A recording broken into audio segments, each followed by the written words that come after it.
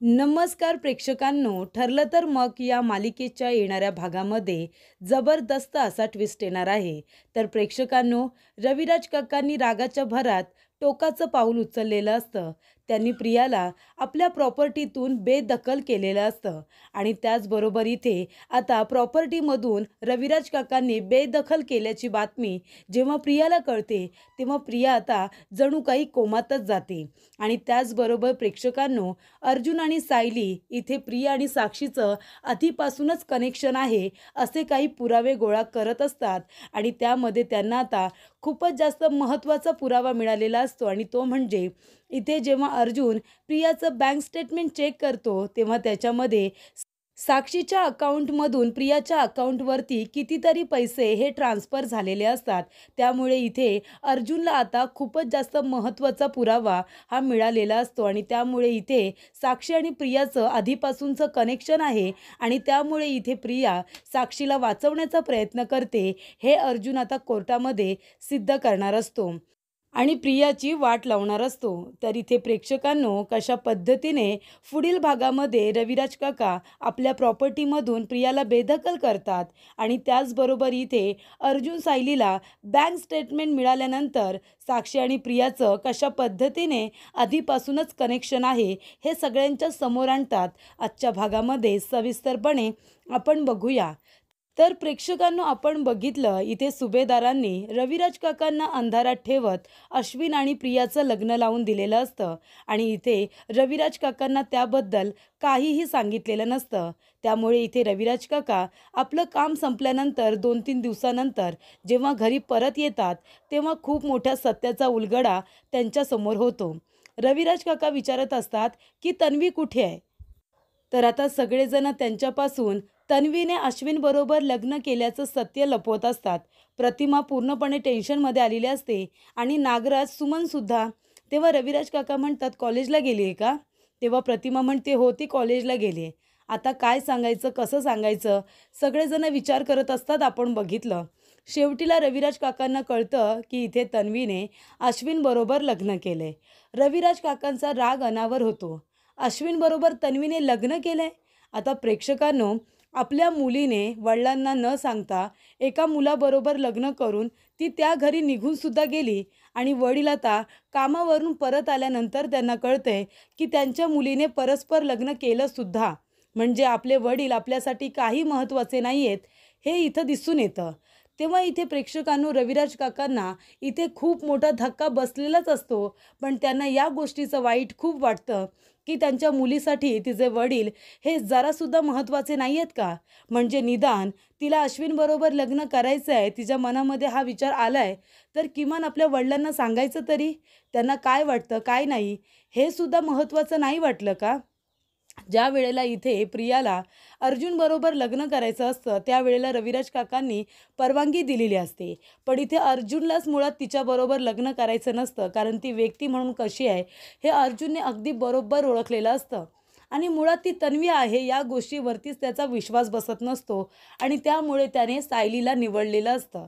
तर इथे रविराज काका तेव्हासुद्धा रागवलेले असतात, पण नंतर त्यांचा राग शांत होतो. नंतर प्रिया पुन्हा नाटक करते आणि इथे सायली अर्जुनला वेगळं केल्यानंतर अर्जुनबरोबर लग्नाचा घाट घालते. तेव्हासुद्धा एक वडील म्हणून रविराज काका तिच्या निर्णयाचा मान ठेवतात, पण तिला ते बजावतात की ह्या वेळेला माझा नकार आहे, पण जर तुला लग्न करायचं असेल तर याच्यामध्ये माझी अजिबात संमती नसणार आहे. माझा तर इथे नकारच आहे. पण तरीसुद्धा तुला इथे लग्न करायचं असेल, तर तू तुझ्या जबाबदारीवरती अर्जुनबरोबर लग्नाचा निर्णय घे. पण या वेळेला सुद्धा तुझ्या मनासारखं नाही झालं, तर पूर्वीप्रमाणे म्हणजे तिने खरोखर नाही, तर खोटं-खोटं जीव देण्याचा जो काही प्रयत्न केला होता, जो की रविराज काकांना, एका वडिलांना खरोखरच वाटत होता. त्यामुळे इथे रविराज काकांना तिची काळजी वाटते आणि ते म्हणतात की तेव्हा जसा मूर्खपणा केला होतास ना स्वतःला संपवायचा, तसा मूर्खपणा परत करायचा नाही. नाहीतर माझ्यासारखा वाईट कुणीच नसेल, असं रविराज काकांनी तिला आधीच बजावलं होतं. त्यामुळे इथे आता तेव्हासुद्धा अर्जुन आणि सायली या दोघांचंच लग्न होतं. तेव्हासुद्धा प्रियाचा प्लॅन हा फ्लॉपच झालेला असतो. मग तेव्हा इथे रविराज काका सुभेदारांवरती रागवलेले असतात. मग इथे जर आता त्यांची खरोखरची मुलगी असती तर आपल्या वडिलांचा मान ठेवण्यासाठी ती पुन्हा सुभेदारांच्या इथे कधीच गेली नसती. पण आता प्रियाचा आणि त्यांचा काडी मात्र संबंधच नाही आहे. तिचा संबंध जर कशाशी आहे तर खोटेपणाशी आणि पैशाशी. आणि त्यामुळे तिने आता अर्जुन नाही तर नाही, आता अश्विन आहे आणि त्यात तो डॉक्टर. चला, एक वकील हातातून गेला म्हणून काय झालं, पण एक डॉक्टर तर हातामध्ये येतोय असं तिला वाटतं. आणि म्हणूनच इथे आता परस्पररित्या प्रियाने अश्विनबरोबर लग्न करण्याचा निर्णय घेतलेला असतो. रविराज काकांना जर कळलं तर रविराज काका या लग्नाला परवानगी देणार नाही. तिला बरोबर माहिती होतं, कारण सुभेदारांच्या नावाने त्यांनी अंघोळच केलेली असते. त्यामुळे इथे आता लग्न झाल्यानंतर रविराज काकांना ही गोष्ट कळते. रविराज काकांना असं वाटतं की एवढं सगळं घडलं इथे तन्वीबरोबर, इथे अर्जुनने तिला 2 वेळा नाकारलं, सुभेदाराने आपला अपमान केला आणि त्याच घरामध्ये ती सून म्हणून गेले, तर कुणाशी? अश्विनबरोबर लग्न करून याला काय अर्थ आहे? तेव्हा इथे रविराज काका विचारतात, प्रतिमा तू अडवलं नाहीस का तिला? तेव्हा प्रतिमा म्हणते की पूर्णाजी इथे आली होती, तिने हात जोडून मला विनंती केली, खूपच जास्त मला कन्व्हिन्स केलं, मग मी आता पूर्णाईंचा शब्द कसा काय पाडू शकते? तेव्हा इथे मला पण असं वाटलं की तन्वी कुठेतरी स्थिर राहील, म्हणजे अश्विनसारखा मुलगा तिला मिळाला नवरा म्हणून, तो सुद्धा चांगला आहे, समजदार आहे, त्याच्यामुळे लग्न झाल्यानंतर ती सुधारेल असं मला वाटलं आणि म्हणून मी होकार दिला. तेव्हा इथे रविराज काका म्हणत असतात, अगं पण मी तिचा बाप होतो ना, एकदासुद्धा माझ्याशी बोलणं तिला महत्त्वाचं नाही वाटलं का? मला हे योग्य वाटणार नाही तिला माहिती होतं, तरीसुद्धा तिने परस्परित्या लग्न केलं, म्हणजे वडील म्हणून माझी काय किंमत काय ठेवली तिने त्या सुभेदारांच्या समोर आणि या समाजामध्ये? तेव्हा इथे रविराज काका म्हणतात, मी एवढा मोठा वकील, नामांकित वकील म्हणून माझी ख्याती आहे, पण इथे माझ्या मुलीने माझी इज्जत धुळीला मिळवली असं रविराज काका म्हणतात. त्यानंतर इथे रविराज काका म्हणतात की जातो आणि तिला जाबच विचारतो. तेव्हा इथे आता सुभेदारांच्या घरी आल्यानंतर रविराज काका सगळ्यांशी खूपच जास्त रूढ बोलतात आणि ते गरजेचंच आहे प्रेक्षकांनो, कारण सुभेदार इथे म्हणतात की खोटेपणा करायचं नाही, खोटं बोलायचं नाही, लपवाछपवी करायची नाही, म्हणजे हे जे नियम आहेत ते सुभेदारांनी, म्हणजे त्या घरातल्या कर्त्या धर्त्या अन्नपूर्णा मॅडम यांनी जे काही नियम घालून दिलेले आहेत ते नियम स्वतःच त्यांनी अगदी पायदळीत तुडवून टाकलेले असतात. म्हणजे एका बापालाच आपल्या मुलीच्या लग्नापासून दूर ठेवलेलं असतं, स्वतःच्या बापापासूनच हे लग्न लपवून ठेवायला सांगितलेलं असतं. तर इथे किती मोठं धाडस हे पूर्णाजीने करायला सांगितलेलं असतं. इथे अर्जुन सायलीने लग्न केल्यानंतर एक सत्य काय लपवलं म्हणून त्यांना घरातून हकलून दिलं, त्यांच्याशी अबोला धरला, त्यांच्याबरोबर असलेलं नातं तोडलं, त्यांना किती आणि काय काय ऐकावं लागलं, किती अपमान केला आणि अजूनसुद्धा अपमान चालूच आहे. पण इथे आता स्वतः एक सख्या मुलीचं लग्न आपल्या वडिलांना न विचारता त्यांच्यापासून फसवून इथे लग्न लावून दिलेलं असतं आणि तरीसुद्धा इथे ते त्यांना योग्य वाटतं, कारण ते त्यांच्या सोयीनुसार केलेलं असतं. म्हणून रविराज काका येतात, त्यांना जाब विचारतात आणि इथे अश्विनला सुद्धा चांगलं सुनावतात आणि प्रियाला सुद्धा, आणि इथे पूर्णाजीला सुद्धा सुनावतात आणि म्हणतात की मला बाबा म्हणू नकोस. प्रिया येते आणि बाबा म्हणते. रविराज काका म्हणतात की मी तुझ्याबरोबर असलेलं सगळं नातं हे तोडलेलं आहे, मी तुझा आता कुणीच नाही आहे. आणि तुला काय वाटत असेल अश्विन, मी तुझा जावई म्हणून स्वीकार करेन का? अजिबात नाही, तुम्ही कुणीही माझ्याशी संबंधच ठेवायचा नाही. आणि रविराज काका आता प्रतिमाला घेऊन तिथून निघून गेलेले असतात. प्रेक्षकांनो, आता इथे रविराज काका खूपच जास्त चिडलेले असतात, घरी जातात आणि विचार करत असतात. त्याचबरोबर इथे आता अर्जुन आणि चैतन्य हे दोघे जण मात्र आता केसवरती चांगलाच अभ्यास करत बसलेले असतात. अर्जुनने सगळ्या गोष्टी आता बाजूला ठेवलेल्या असतात, कारण त्याला माहिती आहे घरचा हा ड्रामा सुरूच राहणार आहे आणि माझे घरचे लोक आहेत ना, त्यांना माझी बायको पुरून उरेल, तर इथे ते लोक रागात बोलतील, माझी बायको सगळं शांततेत बोलेल, हे अर्जुनला माहिती असतं. म्हणून त्याला घरचं टेन्शनच नसतं. तो आता फक्त एक काम करत असतो, इथे विलास मर्डर केस ही जी काही केस आहे तिला व्यवस्थितरित्या तो हाताळत असतो. फक्त साक्षीने खून केला, महिपत खूप मोठा क्रिमिनल आहे एवढंच मर्यादित न राहता प्रियाचा त्यांच्याशी संबंध काय, प्रियाने मधुभाऊंना म्हणजे एका वडिलाला इथे जेलमध्ये पाठवलं आणि त्या गुन्हेगार मुलीला वाचवलं कशासाठी आणि का? म्हणजे ती तर खोटं बोलते हे सरळ सरळ त्याला माहिती आहे, पण तिने हे सगळं का केलं असेल याचे धागेदोरे त्याला सापडतात. साक्षीबरोबर प्रियाचं काहीतरी कनेक्शन आहे हे आता त्याला शोधून काढायचं असतं आणि त्या बाबतीत त्याला पुरावे गोळा करायचे असतात. त्यांचं एकदा कनेक्शन निघालं की मग तो कोर्टामध्ये हे सहजरित्या प्रूफ करू शकतो की इथे साक्षीने प्रियाला पैसे दिले. त्या दोघी आधीपासून एकमेकांना ओळखत होत्या आणि ही डील करण्यामध्ये प्रियाचा खूप मोठा हात आहे. विलासला आश्रमामध्ये आणण्यापासून ते इथे साक्षीला आश्रमामध्ये बोलवण्यापर्यंत, ते सुद्धा प्रॉपर्टीचे पेपर चोरायला, वात्सल्य आश्रमाच्या जागेचे पेपर चोरण्यासाठी हे सगळं काम प्रियानेच केलं होतं. आणि त्यानंतर मधुभाऊ तिथे आल्यानंतर प्रियाचा प्लॅन फसला आणि इथे तिने स्वतः मधुभाऊंना जेलमध्ये टाकलं. साक्षीने मधुभाऊंचा खून करता करता ती गोळी विलासला लागली आणि त्यानंतर इथे मधुभाऊंवरती सगळा आर्ट आणून त्यांना जेलमध्ये पाठवलं.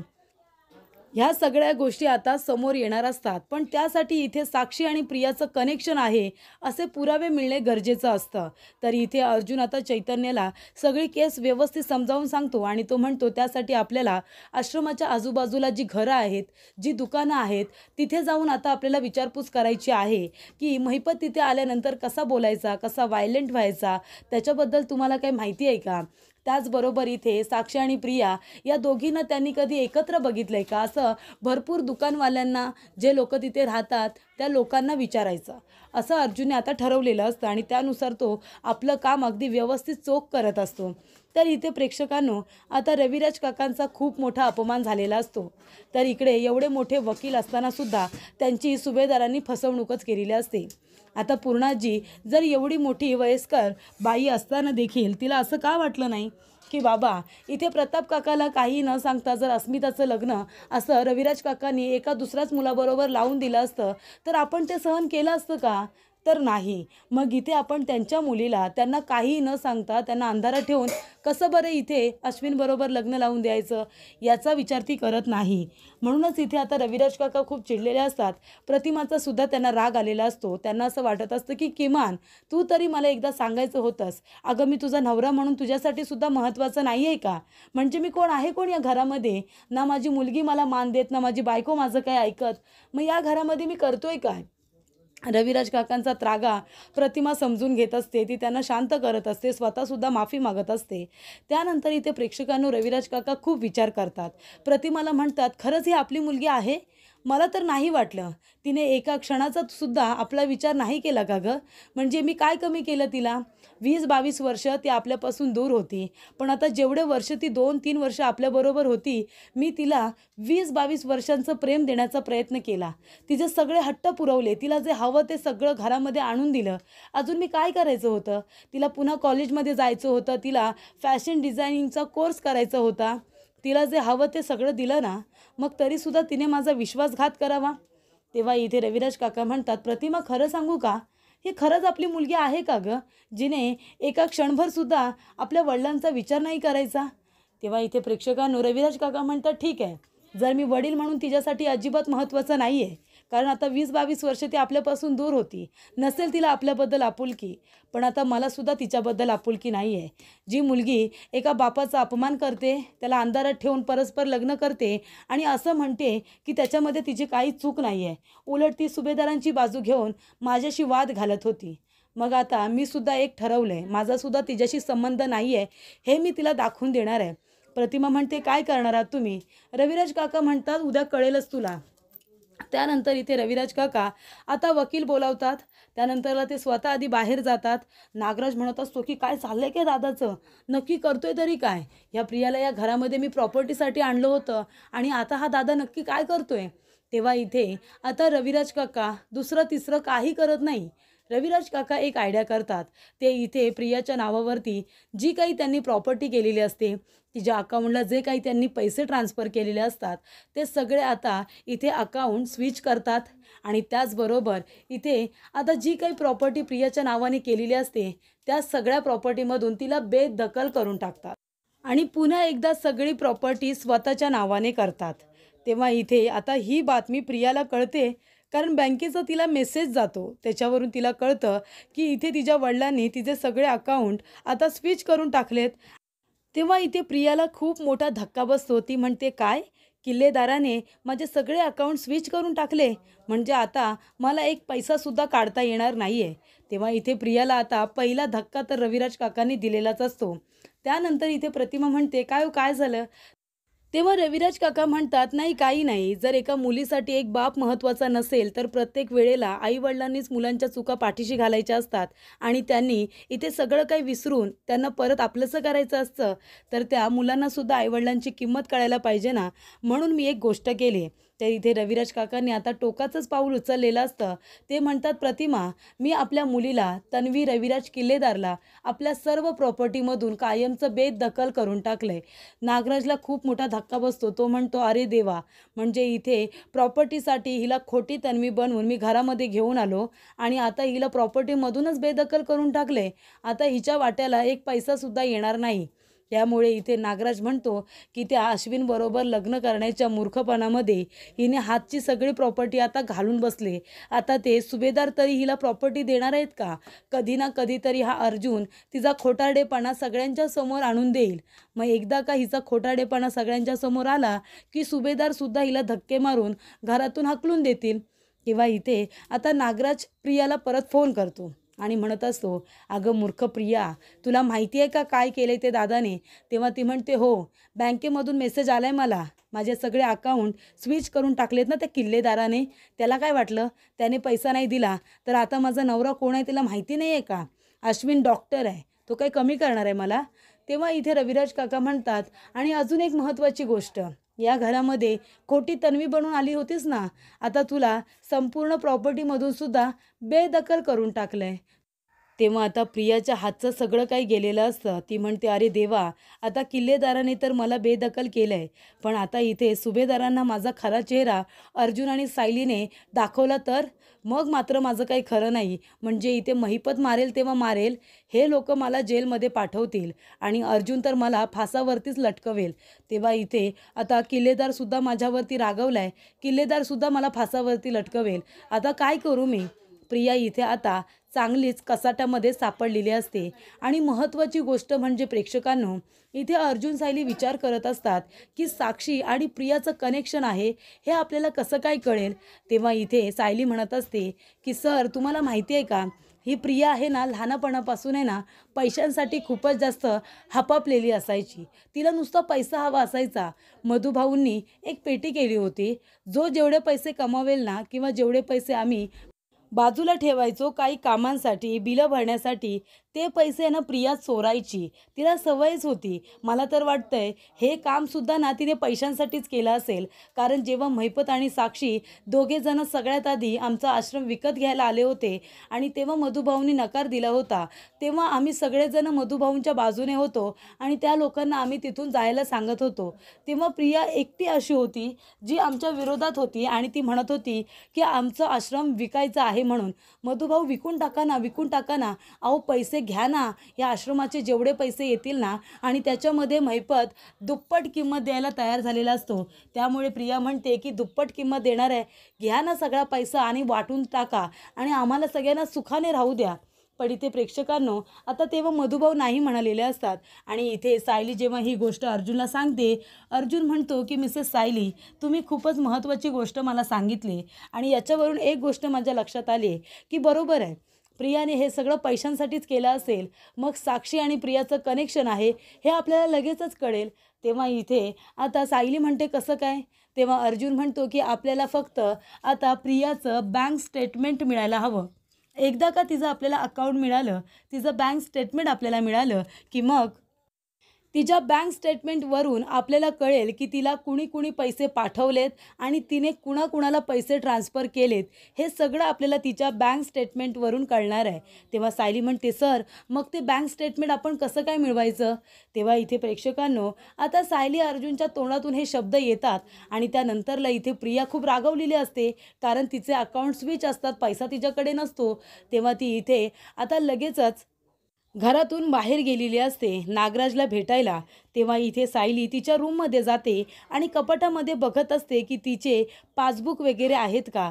तेव्हा प्रियाचे पासबुक तिला आता ड्रॉवरमध्ये सापडतात आणि ती तिच्या पासबुकचा फोटो आपल्या मोबाईलमध्ये काढून घेते आणि त्यावरून प्रेक्षकांनो, इथे आता अर्जुनला खूप मोठा पुरावा मिळालेला असतो. तर तिच्या बँक स्टेटमेंटमध्ये इथे आता साक्षीने खूप जास्त पैसे ट्रान्सफर केलेले असतात आणि इथे प्रियाच्या अकाउंटवरून सुद्धा तिने ज्या ज्या लोकांना सुपाऱ्या दिलेल्या असतात त्यांना सुद्धा पैसे ट्रान्सफर झालेले असतात आणि इथे साक्षीने तर इथे लाखाच्या घरामध्ये तिला पैसे सातत्याने पाठवलेले असतात. त्यामुळे इथे आता खूप मोठा पुरावा अर्जुनच्या हातामध्ये आल्यानंतर लवकरच आता कोर्टामध्ये अर्जुन हे सिद्ध करणार असतो की इथे साक्षी आणि प्रिया हिचे आधीपासूनचे कनेक्शन आहेत आणि म्हणूनच इथे प्रियाने साक्षीकडून पैसे घेऊन साक्षीला वाचवण्यासाठी मधुभाऊंच्या विरोधामध्ये खोटी साक्ष दिलेली आहे हे सहजरित्या तो सिद्ध करणार असतो.